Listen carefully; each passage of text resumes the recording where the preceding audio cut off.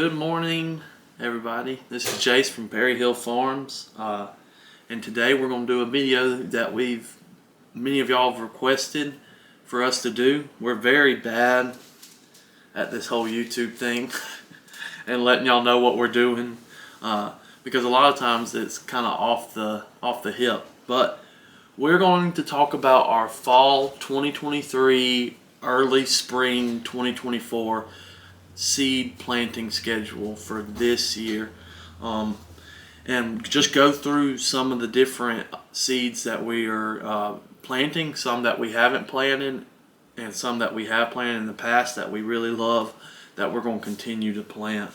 But we kind of have three categories. We have leafy greens, we have brassicas, or you could say like heading vegetables. They make a head or a crown.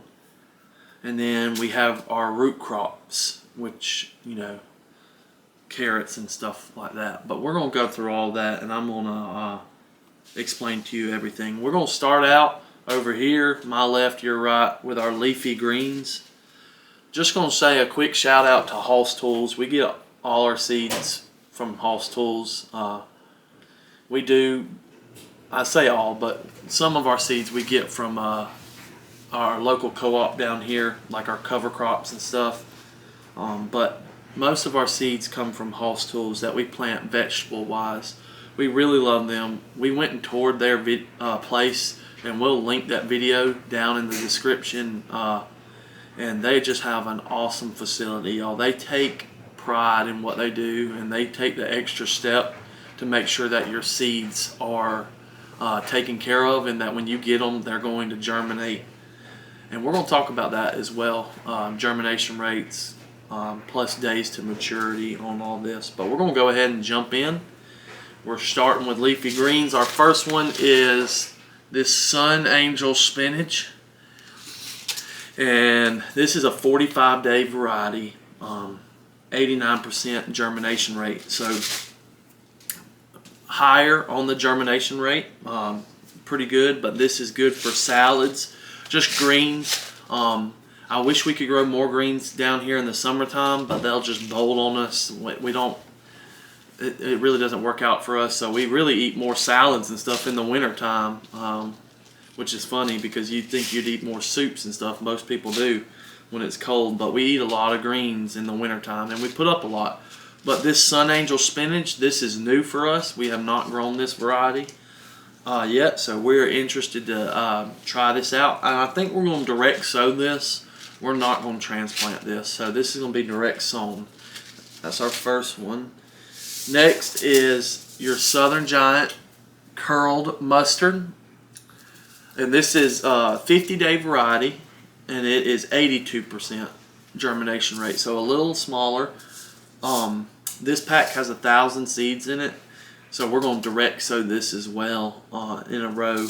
Very good spicy brown mustard. If you don't like spicy or bitter mustards, you probably won't like this variety. Hoss, they have some sweeter varieties, but this one is a spicy mustard, and I enjoy spicy green mustards, especially during the holidays like Christmas and Thanksgiving.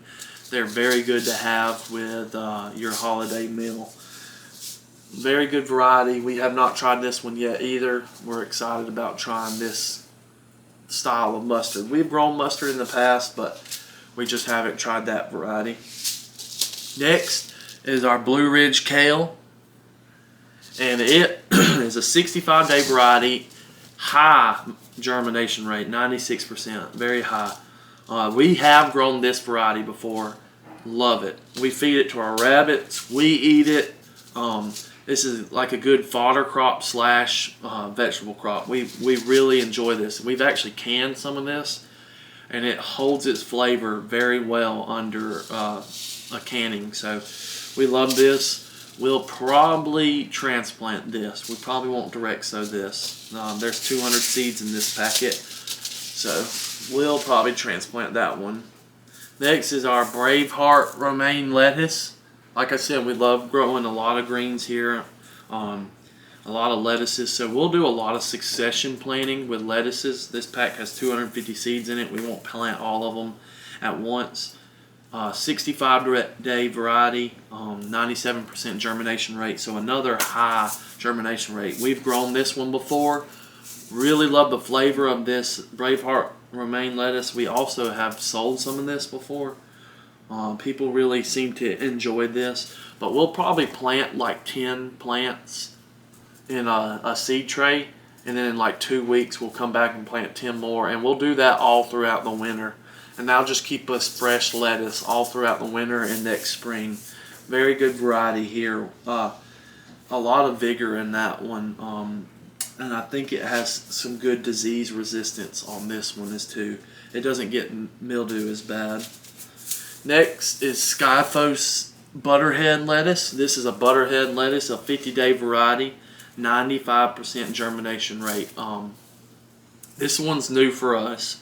We have not grown this one this at all. So we're going to try this Butterhead lettuce, and we'll do the same thing. This one has 250 seeds in it. We're going to transplant it, probably plant like 10 of these, wait 2 weeks, plant 10 more all throughout the fall and spring. But we're really excited about trying this variety. Next is just our baby leaf lettuce mix, and they don't have a picture, they just have premium garden seeds on it, but I'll show it to you anyway. This one's 96% germination and 30 days maturity. This doesn't get very tall, just a short little baby leaf lettuce mix, which will make your house salad. You can go out there and cut a handful of it, wash it, and make a quick salad. This will direct sow, and we'll succession plant this as well. We'll plant probably a row, wait a couple weeks, plant another row. We have not tried this variety. We're excited to try this variety as well. Next, I have 2 packs of these Top Chop collards. Mr. Greg from Hoss Tools, he told me, he said, man, you need to try these Top Chop collards. He said they're excellent. I think they're a newer variety for them. 74 days to maturity, 92% germination rate. But we'll transplant these. But this is an excellent variety from what we hear. Excited to try these. We grew collards last year. The Southern Giant collard, I think, last year from Hoss, and we really like that variety. But when he told us about these, we were really excited. And this is another one, just a nostalgic variety to me, because it's you know, during the holidays we've always cooked greens, and we cook greens a lot during the winter, so really love eating greens. And so that will wrap up our greens for the 2023-2024 season. Next, we're going to move into our crown or our head brassicas, and I guess some of the lettuces are head lettuces, but I labeled them under greens just because they are in the green family. But next is our green magic broccoli, and it is a 55-day variety, 92% germination rate. We have grown this before. We're going to transplant this. You want to transplant your broccoli. I've never really heard of anybody direct sowing it. Both of these have 100 seeds in each pack. We have grown this variety before, and each year for the past 3 years we've said, man, we need to grow more broccoli, because if you haven't grown broccoli in your garden, it's like carrots or onions, really anything in my opinion. The flavor on broccoli fresh out of the garden is out of this world. Even frozen, we put some up this year, and we really like it right out of the freezer as well. But this variety has a lot of disease resistance on it. It's a superhero variety right here, man. We really like this one. It grows well, and it also puts off side shoots. So after you cut the main head, you can actually leave it and let it grow, and it'll produce little side shoots that you can come back and cut. They won't be as big as the main crown the first time, but you'll still be able to get some more broccoli that you can do like stir fries with or cook. But this green magic broccoli is definitely a winner for Perry Hill Farms. Next, is our Twister cauliflower. It's a 75-day variety, 97% germination rate. This is something new for us. We've never really grown cauliflower. We'll transplant this. This has 100 seeds in it. But we're going to try this. I love cauliflower, so we really wanted to try some cauliflower this year. This is also a self-wrapping cauliflower. If you don't know what that means, some cauliflowers you have to pull the leaves around the head or else you'll get sun scald on it, I think is what it's called. And it'll ruin your cauliflower. But this, the leaves actually wrap around the head to protect it from the sun. So another good variety right here. Next is our Stonehead cabbage, and it is a 70-day variety, 97% germination rate. We've grown this one before. We're going to transplant it. Excellent variety right here. We love this. We made some coleslaw with it last year. If you watched our video the other night with Billy from Permanent Pasture, our live we done with him, he raved about our coleslaw we made with this cabbage. Also, this is our red Dynasty cabbage that we got. It's a 75-day maturity as well, 85% germination rate, a little bit lower. We'll transplant this as well. There's 100 seeds in this packet. We mix this and the Stonehead to make that fermented coleslaw, or I think it's fermented coleslaw, yeah. So we really love this variety as well. It just adds visual appeal to your garden as well. Different colors. If your garden's not visually appealing and you hate being out there, you're probably not going to go out there and work in it. So this adds kind of like a visual appeal to our garden that breaks up the monotony of just green out there. Really love this variety as well. Excited to try it and grow it. Next is our Jade Cross Brussels sprouts. They're a 90-day maturity, 98% germination rate. There's 100 seeds in this packet. We will transplant these as well. This is something new for us. We have not grown Brussels sprouts. I love Brussels sprouts. Most everybody here on the farm does. You do need a lot of cold weather to grow Brussels sprouts. They're heavy feeders. They're like onions, so they are heavy feeders. So you have to feed them very well, but we're excited to try this out and try something new. All right, next we're moving into our root vegetables, and we'll go ahead and kick it off with red Creole onion, 110-day variety, 84% germination rate. We transplant these. All of our onions will transplant. There's 250 seeds in this packet, and we'll plant all of these. We love this variety. Last year, it was it's a little bit hotter onion, you could say, but I really like this variety for cooking and stuff. So we really enjoyed the red Creole variety last year. So we're gonna plant it again. And if you've never grown your onion seeds from start, Greg told us a long time ago, he was like, man, you can get bigger onions if you grow it from start. Because if you buy your onion slips, I'm going to call them slips, from the big box store, they've taken them out of soil, the roots are dried up, the plants are stressed. But here, when we transplant them, we're going to take them right out of the plug. They're going to have dirt still around them. They're going to go right into the ground. You will experience zero transplant shock doing it this way. And we really enjoy growing our onions. Next is our Carta Blanca onion. 170 days to maturity on this one, 85% germination rate. I know it says 170 days, but we kind of go in between that, and we'll start picking our onions around the same time. And last year we done that. They might not have been as big as they could have been, but we really enjoyed this variety. This was like kind of a sweet white onion to me. I really liked this onion last year. Like when you're frying fish or something, like instead like a sweet onion, if you eat that with your fried fish, this one worked very well too. So we really enjoyed this variety, so we're going to grow that again.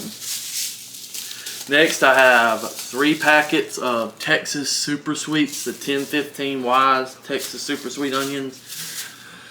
115-day Maturity, 85% germination rate. We'll transplant these as well.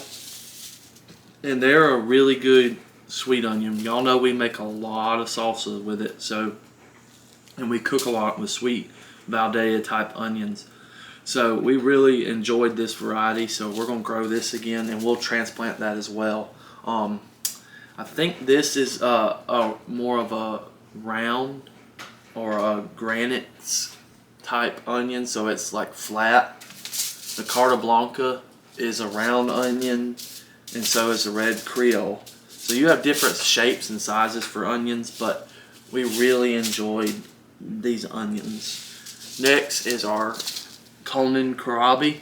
This is something we've tried to grow before and haven't been successful at it, but we're going to try it again. This is a 45-day variety, very short day, and 92% germination. We love putting this in our coleslaw. It's very good that way. Next is just your regular purple top turnip. There's not a lot of them out there. It's a 50-day to maturity, 88% germination rate, and we'll direct sow these. And we really enjoyed this turnip and the turnip roots off of it.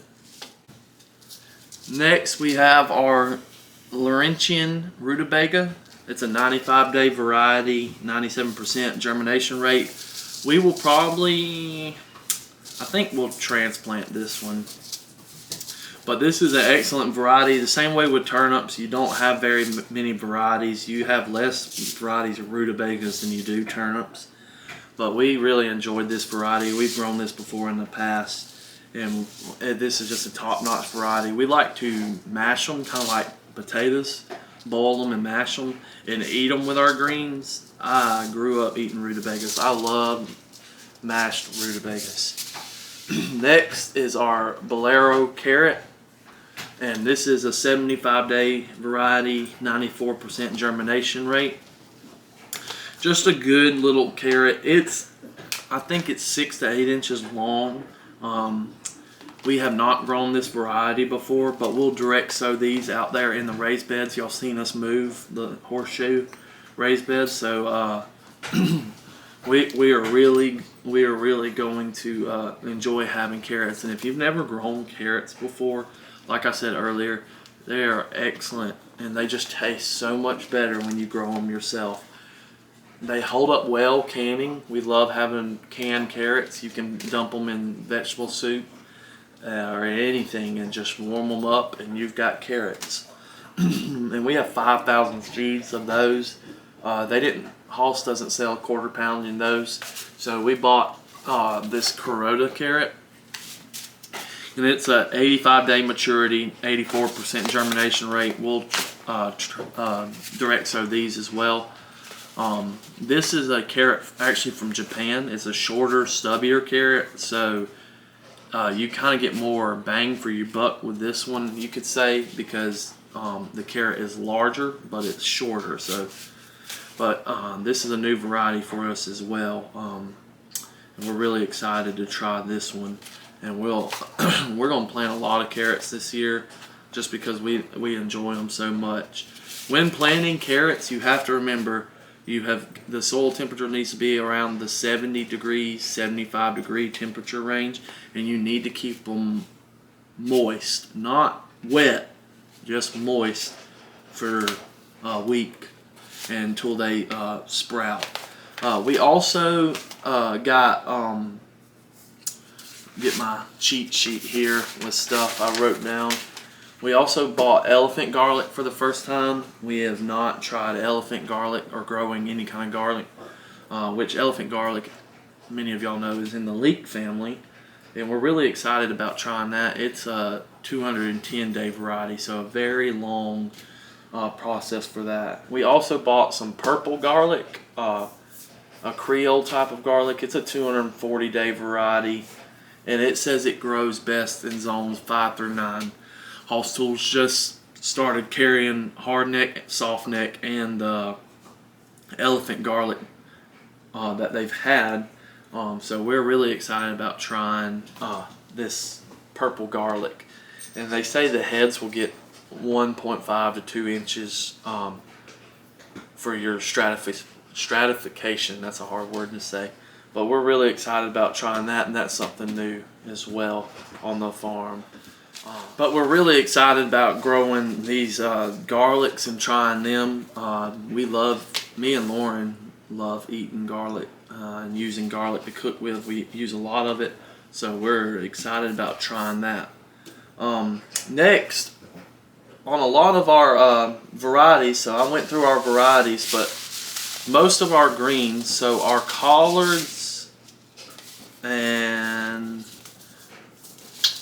our kale, our mustard, we're going to plant out in ground in the garden. Our baby leaf lettuce, our Braveheart, our Butterhead, and our spinach we're going to plant in our raised beds. Just because they do better in something like that. The kale, the collards, and the mustards we always grow in ground. Our Brussels sprouts, our cabbage, our cauliflower, and our broccoli will probably be in raised beds as well this year. Some in ground, some raised beds. We're going to do a little bit of both with those as well. Our root crops are all going to be in ground, so our rutabagas, the turnips, and our onions, they're all going to be in ground in the garden plots. And then our onions, the same way. They'll be put out in the garden in ground as well. Our carrots are going to be in raised beds instead of in ground. It's just easier to take care of the raised bed carrots than in ground, and we've had better luck getting them to germinate. It's hard to get carrots to germinate. Once you figure it out, you've got it, and what we figured out is putting them in the raised beds work very well.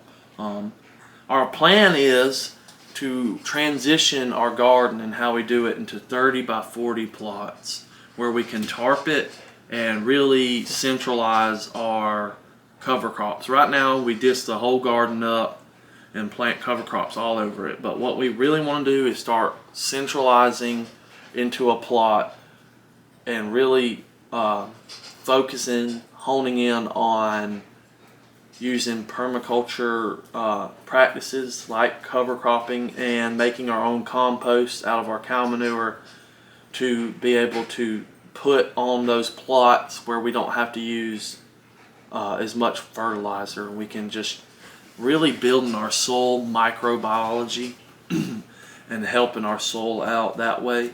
So the plan is to have 4 30 by 40 plots. We might only be able to, no, we should be able to squeeze in, I'm thinking about it, 4 30 by 40 plots. I'm running through all this in my head. We have it mapped out, plus our raised beds.